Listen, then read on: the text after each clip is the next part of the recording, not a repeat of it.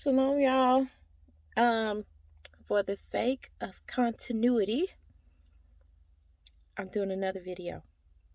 Okay, so today I want to encourage you to know who your enemy is. So, for those of us that believe in the Bible, which is who this video is for, we know that our enemy comes to kill, to steal, and to destroy. So I say that because a lot of times we are looking at our enemy like his desire is to make us feel bad. Like he wants us to, just be sad. He doesn't want us to succeed in, little superficial stuff like that. But if we really understand that he wants to steal, okay, he'll steal something from you. But then the other part of his entire plan is to kill and to destroy.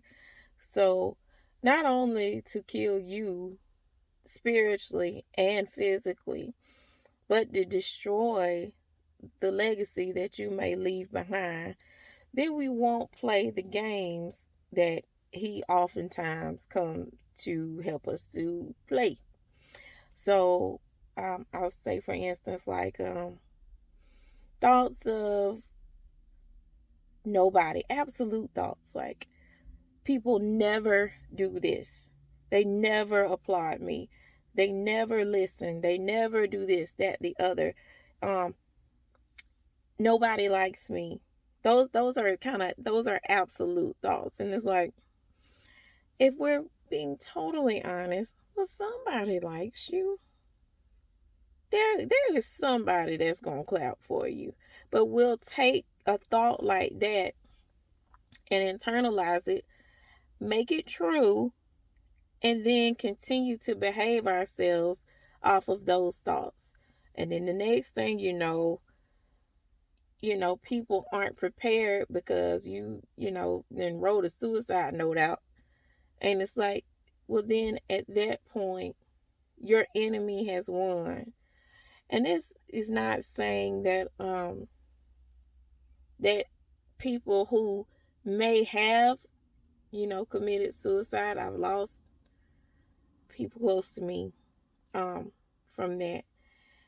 But what I am saying is, don't let the enemy win when he can throw those thoughts at you and then have you to receive them and begin to act on them.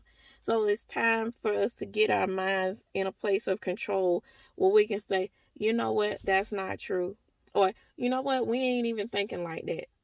Because this is coming from a person who did have to battle those thoughts and had made up in my mind one day years ago that, you know what, I just can't go on. I had all those absolute thoughts.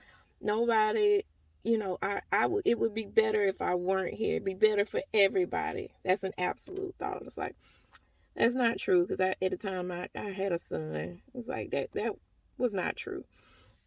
But sometimes the way your mind works is, once you sign for that type of thought, it's going to keep coming, and it's going to keep coming, and it's going to get louder. It's going to get louder. So I was telling my husband, I had to explain to him that it's like the same thought coming to your mind 1,000 times in different ways saying the same thing.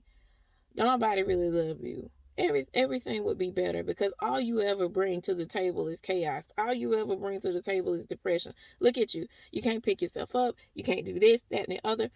But the truth is, none of that is really true. Sometimes we do be bringing some chaos with us, but not all the time. Nobody does the same thing all the time, because really, ain't no human they ain't really that consistent, okay? So I want you to consider these things. Be careful what you allow your mind to think on. Be very careful. Because understand that you can make something a reality in your mind, and then it comes to pass in the physical.